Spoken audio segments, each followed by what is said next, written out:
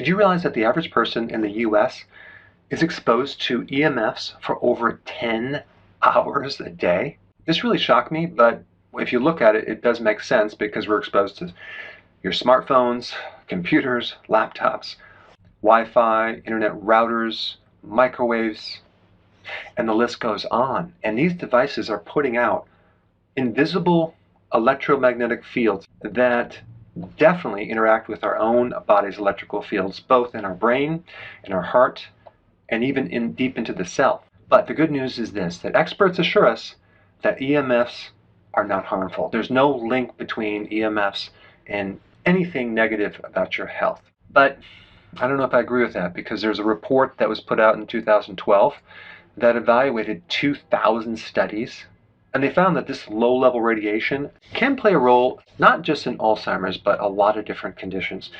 It can affect your blood pressure, it can affect your pulse rate, it can cause you to have insomnia, it can make you tired, it can affect your cognitive function, focus, memory, concentration. It can actually raise your inflammation, cause muscle aches and mood changes, and even increase your risk for getting a stroke or a heart attack, and it can cause DNA damage. Other than that, it's perfectly healthy, according to the experts. And so the EMF waves affect the channels, the communication channels in your cells. They're calcium channels. People know that calcium is involved with bone, but they don't realize that calcium is the main mineral involved with communication through the membranes of every single cell. And these EMF energy waves directly affect the communication channels across all your cellular membranes. So presently we are doing a huge experiment on the human population with EMFs. So I'm going to highly recommend doing three things. Number one, you have to start limiting exposure to EMF. Okay, the way to do that is to get a EMF tester. I'm going to put a link down below of the one that I use. It's pretty easy to use, and I've created a couple of videos to explain how to use it.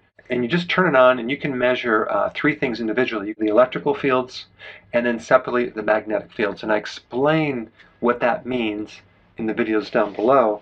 But if you have one of these testers, you can measure on your desk, where you sleep.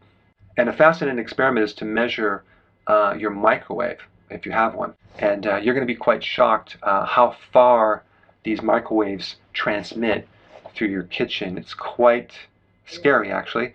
And the next time you use your microwave, you're going to definitely stand probably outside the room when you use it.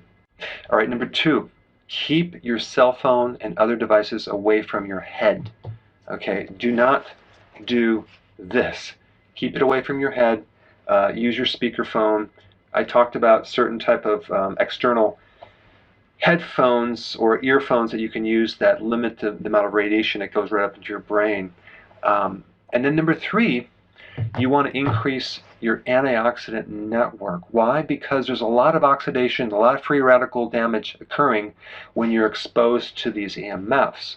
So you want to beef up, no pun intended, your antioxidant network. A lot of raw vegetables would help, cruciferous vegetables, healthier foods, and fasting can all increase your antioxidant network that can help counter a lot of the EMF effects from your daily exposure. Hey, before you go, if you're benefiting from any of my content, I would love to hear about your success story.